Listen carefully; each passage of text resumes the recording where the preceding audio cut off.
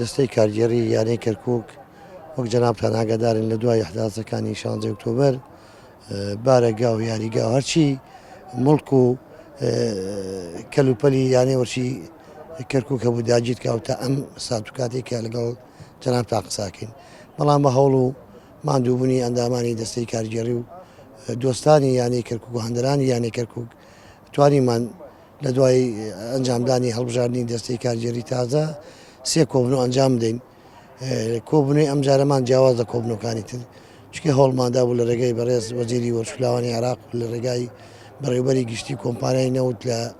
ناو وزارەتی نەوتی عێراقی ئەو نووساوە یاساییەی کە ئێمە لەگەڵ کۆمپانیای نەوت پێش 2016 واژۆمان کرد و زندوی بکەینەوە و کۆمپانیای نەوتی کەرکووکیش بە دوای دەگمانەوەهاتن کە ئیشەڵا لە هەفتەی دادێت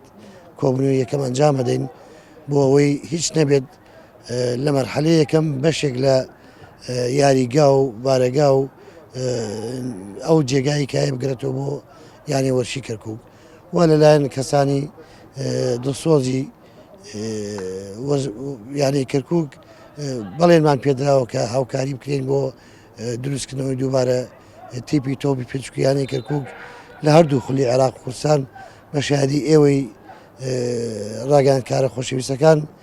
کاتێک کەرکووک لە ناو خولەکان و تاموچێژی تایبەتیە بوو بۆیە من لێرەوە پەیامی دڵخۆشی بە هاندەرانی یانەی کەرکووک و ئێوەی خۆشەویست و سەرجەم وەشکارانی کوردستان دەین کە لە ساڵی داهاتوو ئینشەڵا بەشداری لە سەرجەم چالاکیەکانەکەین کە لەسەر ئاستی کوردستان و عێراق ئەنجام بدرێت و هەر لێرەوە من داوا لە حکومەتی هەرێمی کوردستان بە تایبەتی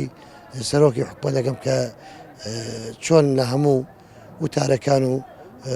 کۆبنەوەکانیان باسی کەرکووک بە تایبەتمەندیەکەن لە هەمان کات بواری وەرزشی لە کەرکووک پێویستی بەوەیە کە حکومەت هاوکاری بکات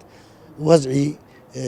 گەنج و لاوەکانمان لە کەرکووک زۆر لە بارودۆخی خراپدان بە تایبەتی لە دوای بەڵاوبوونەوەی مادە هۆشبەرەکان کە ئەتوانین بڵین گەنجان تاکە نەفەس هەبوو تاکە مەرفەزە بوو کە ڕۆژانە چەند سەعاتێک کاتی خۆیان بە یاریکردن لە یانەکە بنەڕێەوە ئێستا ئەو ڕێگایان نێگیرا و ماوەی 4 ساڵە هیچ جۆرە چالاکێک و هیچ جۆرە بەشدارێکیان نییە.